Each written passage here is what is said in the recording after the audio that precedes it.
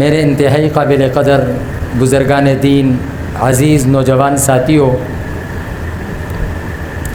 اللہ تبارک و تعالی نے انسان کو پیدا کرنے کے بعد اپنی ذات کا محتاج رکھا ہے۔ انسان کو پیدا کرنے کے بعد اس کے وجود کے اندر ایسی ضروریات پیدا کی کہ جن ضروریات کو پورا کرنے کے لیے اس کو اللہ کے گھر میں جانے، اللہ کے سامنے ہاتھ پھیلانے، اللہ سے مانگنے کی اور اللہ سے اپنے مسائل حل کرنے کی ہر وقت اور ہر آن ضرورت ہے۔ پچھلے 2 جمعوں سے ہم حرام اور حلال پر بات کر رہے ہیں، اور یہ بات بھی آپ حضرات کے سامنے آئی کہ کمائی کرنا، چاہے وہ کمائی ملازمت سے تعلق رکھتی ہو یا کاروبار سے تعلق رکھتی ہو، یہ بھی عبادت ہے۔ آج کی جو ہماری گفتگو ہے وہ بھی اسی حلال اور حرام کے بارے میں ہے۔ ذخیرہ احادیث کے اندر کچھ احادیثیں ایسی ہیں کہ جن کو علماء نے دین کی اصل اور بنیاد، جسے آپ کسی بھی عمارت کا مرکزی ستون کہتے ہیں، اسی طرح کی احادیث میں ایک حدیث مسلم شریف کے اندر حضرت نعمان بن بشیر رضی اللہ تعالی عنہ سے منقول ہے، اور اس حدیث کے الفاظ میں نے شروع کے 3 جملے جو ہیں وہ آپ کے سامنے خطبے میں تلاوت کیے۔ ان الحلال بین و ان الحرام بین و بینہما مشتبہات، کہ اللہ تبارک و تعالی نے اور اللہ کے رسول نے حلال کو بھی کھل کر بیان کیا ہے کہ یہ چیزیں حلال ہیں، ان کے کرنے میں ثواب ہے، اس طرح کرنے سے اللہ بھی راضی ہوں گے اور اللہ کے رسول بھی راضی ہوں گے۔ وَإِنَّ الْحَرَامَ بَيِّن، اور بعض دیگر چیزیں ایسی ہیں کہ وہ حرام ہیں اور ان کا حرام ہونا بھی واضح ہے، گناہ ہونا واضح ہے۔ وَبَيْنَهُمَا مُشْتَبِهَاتٌ، اور تیسری درجے کی چیزیں جو ہیں وہ مشتبہ ہیں، یعنی شریعت میں دلیل کے اعتبار سے دلائل کے میدان میں ان اشیاء کے متعلق حرام دلیل بھی موجود ہے اور حلال دلیل بھی موجود ہے۔ آپ علیہ الصلوۃ والسلام نے اس حدیث مبارکہ میں آخر میں ایک مثال سے ان مشتبہات سے بچنے کا بھی حکم فرمایا ہے۔ لیکن ہم پہلے بات کرتے ہیں حدیث کے پہلے جملے پر، ان الحلال بین، کہ حلال واضح ہے، اور بالکل آسان بات ہے، سمجھ میں آ جانے والی چیز ہے کہ کیا حلال ہے اور وہ کتنا واضح ہے۔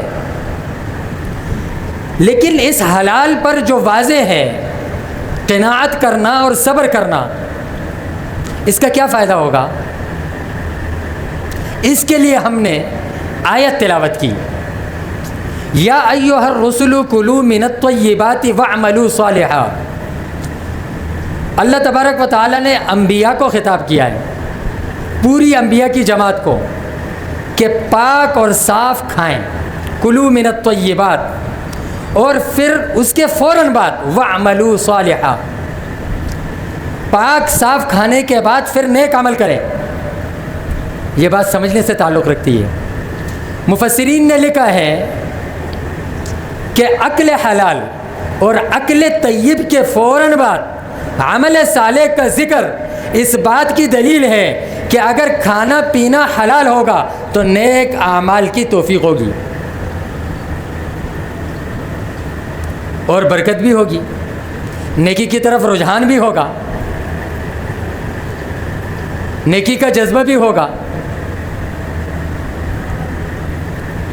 اور اگر کھانا پینا حرام ہے تو اس کو ترمذی شریف کے اندر جناب رسول اللہ صلی اللہ علیہ وسلم نے ایک شخص کا ذکر فرمایا، اور مثال سے سمجھانے کے لیے صحابہ کے سامنے اس کی حالت بیان فرمائی کہ طویل السفر، بہت لمبا سفر کر آیا، اشعثا اغبرا، بال بھی اس کے پراگندہ ہیں، حالت بھی مسافر والی ہے، اور دھول مٹی کپڑے سب چیزیں اس کی حالت ایسی ہے کہ وہ قابل رحم ہے۔ ایسی حالت میں یمد یدہ الی السماء، وہ اپنے ہاتھ آسمان کی طرف بلند کرتا ہے اور کہتا ہے یا ربی یا ربی، اے اللہ میری فلاں ضرورت بھی پوری کر دے، فلاں مشکل بھی آسان کر دے، فلاں بیماری سے بھی شفا دے دے، فلاں چیز بھی عطا کر دے۔ لیکن یہ تو اس کی ظاہری حالت ہے، بال پراگندہ ہیں، کپڑے گندے ہیں، جسم تھکا ہوا ہے، چہرہ مرجھایا ہوا ہے، پورا جسم تھکاوٹ سے چور چور ہے، لیکن باطنی کیفیت کیا ہے؟ رسول اللہ صلی اللہ علیہ وسلم نے فرمایا وَمَطْعَمَهُ حَرَامٌ، اس کا کھانا پینا حرام ہے، وَمَشْرَبَهُ حَرَامٌ، اس کا پینا بھی حرام ہے، وَمَلْبَسَهُ حَرَامٌ، اور اس نے جو کپڑا پہنا ہے وہ بھی حرام پیسوں سے خریدا ہوا ہے، وَغُذِيَ بِالْحَرَامِ، اور پورا اس کا جو غذا ہے وہ سب کا سب حرام ہے، فَأَنَّا يُسْتَجَابُ لِذَلِكَ، اس کی دعا کہاں قبول ہوگی؟ اس کی دعا کہاں قبول ہوگی؟ تو اس لیے اس حدیث کے ضمن میں علماء نے لکھا ہے کہ مستجاب الدعویٰ بننے کا عمل، اگر کوئی شخص یہ چاہے کہ میری زبان سے نکلنے والی ہر دعا قبول ہو تو اس کو اپنے کھانے پینے پر توجہ دینی چاہیے۔ میں کیا کھا رہا ہوں، میں کیا پی رہا ہوں، میں کیا پہن رہا ہوں، میرے کمائی کے اسباب اور ذرائع کیا ہیں، میں کس طرح کما رہا ہوں، کہاں سے لا رہا ہوں۔ حضرت سعد ابن ابی وقاص رضی اللہ تعالیٰ عنہ اللہ کے رسول کے بڑے محبوب صحابی ہیں، انہوں نے رسول اللہ صلی اللہ علیہ وسلم سے درخواست کی یا رسول اللہ ادعو اللہ ان یجعلنی، آپ اللہ سے دعا فرمائیے کہ اللہ تبارک و تعالی مجھے ان لوگوں میں شامل فرما دیں کہ جن کی دعائیں قبول ہوتی ہیں۔ تو آپ صلی اللہ علیہ وسلم نے پتہ ہے کیا جواب دیا؟ آپ نے فرمایا یا سعد، اے سعد اپنے کھانے کو پاک کر لو، آپ مستجاب الدعوات بن جائیں گے۔ اپنے کھانے پینے کو پاک کر لیں، آپ اللہ کے قریب بن جائیں گے اور آپ اللہ کے ان محبوب بندوں میں شامل ہو جائیں گے جن کی دعائیں قبول ہوتی ہیں، جن کی دعائیں قبول ہوتی ہیں۔ آج ہم دعا خود بھی کر رہے ہوتے ہیں، رو رہے ہوتے ہیں، مانگ رہے ہوتے ہیں، علماء سے کرواتے ہیں، اللہ والوں کے پاس جاتے ہیں، بچوں سے دعائیں کرواتے ہیں، مبارک گھڑیوں میں مسجد میں وقت دیتے ہیں، لیکن ہمارے مسائل پھر بھی حل نہیں ہوتے، پھر بھی ہماری دعائیں قبول نہیں ہوتی۔ تو اس کی بنیادی وجہ یہ ہے کہ ہمارا کھانا پینا کس درجے کا ہے ہم یہاں نہیں سوچتے، ہم کیا کھا رہے ہیں، ہمارا کھانا پینا حلال ہے، حرام ہے یا مشتبہ ہے، اس طرف ہمارا ذہن نہیں جاتا۔ بس ہم یہ سوچتے ہیں کہ یار بس اللہ تو ہماری سنتے ہی نہیں ہے، نعوذ باللہ، اللہ پر کتنا بڑا بہتان، یہ کتنا بڑا جملہ ہے کہ اللہ ہماری نہیں سنتے۔ بھائی اللہ سب کی سنتے ہیں، اپنے کو اس قابل بنایا جائے کہ اللہ سننے کے بعد عطا کر دیں۔ السمیع، سننے والی صفت، یہ اللہ کی وہ صفت ہے کہ جو ازلی صفت ہے، کوئی سنانے والا ہو یا نہ ہو اللہ سمیع ہے، اللہ سنتے ہیں۔ ہم اس قابل نہیں ہیں کہ ہم اپنا میسیج اللہ کو سنائیں، اپنی فریاد اللہ کو سنائیں، ہماری آواز وہاں تک پہنچ جائے، بیچ میں ہم نے اپنی خواہشات، اپنے پیٹ کی پوجا، اپنی نفس کی غلامی کے اتنے تقاضے کھڑے کر دیے ہیں کہ جو ہماری آواز کو اللہ تک نہیں پہنچانے دیتے۔ حجاج بن یوسف ثقفی بہت بڑا ظالم گزرا ہے، کئی سارے صحابہ کو اور تابعین کو انہوں نے شہید کیا ہے۔ جب وہ تخت پر آئے نا تو ان کے مشیروں نے کہا کہ آپ تو آ رہے ہیں لیکن یہاں پر اس شہر میں اولیاء اللہ کی ایسی جماعت موجود ہے، تاریخ ابن خلدون میں یہ واقعہ لکھا ہوا ہے کہ اگر امیر شہر ان کو پسند نہ آئے اور ان کی مرضی اور طبیعت کے مطابق نہ ہو تو وہ ایک دفعہ ہاتھ اٹھاتے ہیں اور امیر معزول ہو جاتا ہے۔ اس نے کہا اچھا ایسا ہے؟ تو اس نے ایک پلان بنایا، منصوبہ بنایا، ترتیب بنائی اور ان اللہ والوں کی دعوت کی۔ دعوت کے بعد جب وہ کھانا کھا چکے تو حجاج نے کہا کہ اب میں بے فکر ہوں. کیوں؟ اس لیے کہ میں نے اس دعوت میں حرام مال شامل کیا. اب ان اللہ والوں کی بد دعا مجھے نہیں لگے گی. اور پھر اس نے تقریباً 20,000 صحابہ اور تابعین کو شہید کیا ہے.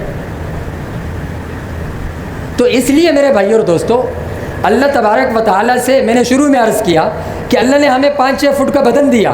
ہم یہ سمجھتے ہیں کہ جوانی ہے، مجھے کسی چیز کی ضرورت نہیں ہے، پیسہ ہے، میں ہر اعتبار سے کامل. لیکن اللہ نے انسان کو ہر آن، ہر موڑ اور ہر وقت اپنی ذات کی طرف محتاج رکھا ہے.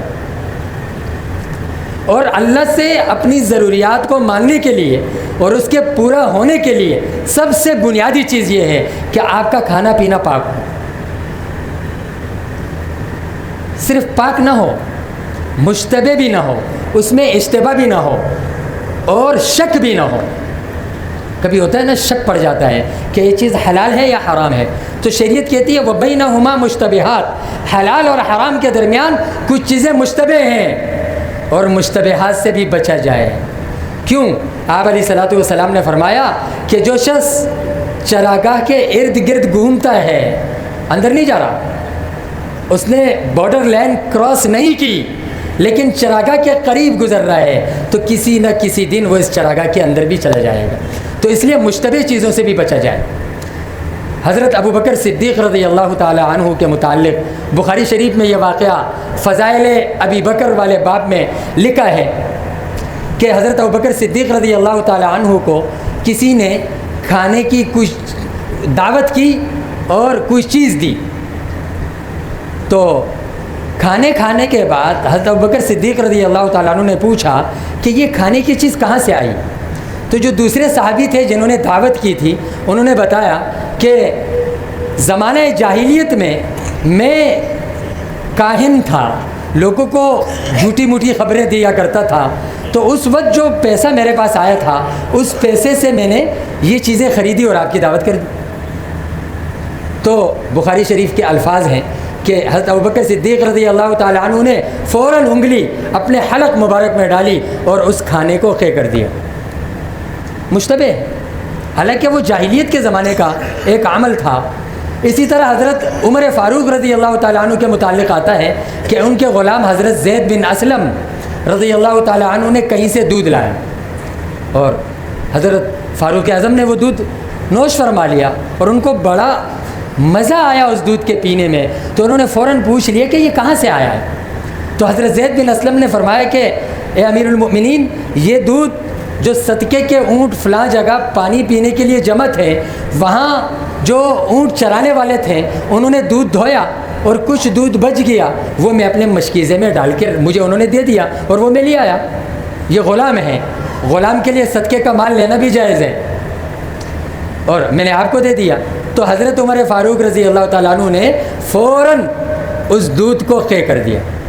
حالانکہ شرعی مسئلہ یہ ہے کہ اگر زکوٰۃ یا صدقے کا مال کسی غریب کو دے دیا جائے اور وہ غریب کسی مالدار کو ہدیہ کر دے تو کوئی مسئلہ نہیں ہے، جائز ہے. لیکن یہاں اشتباہ، صدقے کی اشتباہ کی بنیاد پر حضرت عمر فاروق رضی اللہ تعالیٰ عنہ نے اس کو قے کیا. اسی طرح رسول اللہ صلی اللہ علیہ وسلم کے متعلق بھی بخاری شریف میں آتا ہے، آپ راستے سے تشریف لے جا رہے تھے، کہیں کھجور کا دانہ پڑا ہوا تھا اور آپ کو کھانے کا شوق بھی پیدا ہوا. شوق پیدا ہونے کے بعد آپ نے صحابہ سے فرمایا کہ اگر مجھے یہ شبہ نہ ہوتا کہ یہ کھجور کہیں صدقے کا نہ ہو تو میں اسے اٹھا کر کھا لیتا. تو مسلمان کے لیے صرف یہ نہیں ہے کہ وہ سود سے بچے، صرف یہ نہیں ہے کہ وہ چوری سے بچے، صرف یہ نہیں ہے کہ وہ کسی مسلمان سے ظلمن یا غیر مسلم سے ظلمن مال ہتھیا کر اس سے بچے، نہیں، بلکہ مشتبہ چیزوں سے بھی بچے. حرام سے تو بچنا ہے، مشتبہ سے بھی بچنا ہے.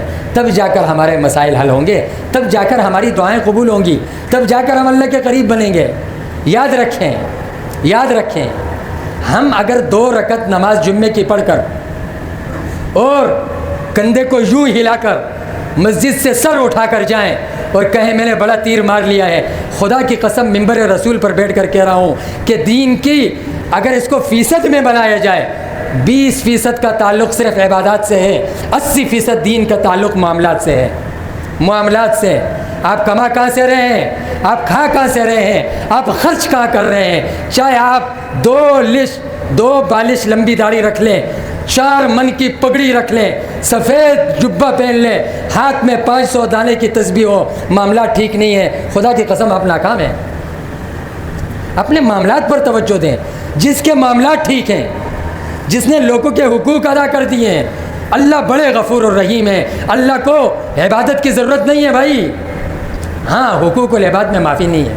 ہم جو کہتے ہیں نا اللہ غفور الرحیم ہے، یہ حقوق العباد میں نہیں، یہ حقوق اللہ میں غفور الرحیم ہے، حقوق اللہ میں غفور الرحیم ہے۔ تو اس لیے نماز میں کمی رہ جائے، تلاوت میں کمی رہ جائے، ذکر میں رہ جائے، دعاؤں میں رہ جائے، کوئی مسئلہ نہیں ہے، اللہ معاف فرما دیں گے، لیکن معاملات ہمارے صاف ہوں۔ کوشش یہ کرنی چاہیے کہ ہمارے معاملات صاف ہوں، ہم کم کھائیں، پاک کھائیں، تھوڑا کھائیں، صاف کھائیں، بھوکی رات گزار لیں، لیکن کسی کا حق ہماری طرف نہ ہو، کسی پر ہم نے ظلم نہ کیا ہو۔ یہی اسلام کی تعلیم اور پیغمبر اسلام کا پیغام ہے۔ اللہ تبارک و تعالی مجھے اور آپ کو دنیا کی اس حرص سے اور اس لالچ سے اور اس دور سے محفوظ رکھے کہ جو ہمیں حلال سے آگے بڑھ کر حرام تک لے جائے، اور حلال پر ہمیں اللہ تبارک و تعالی قناعت کرنے کی توفیق عطا فرمائے۔ وآخر دعوانا الحمدللہ رب العالمین۔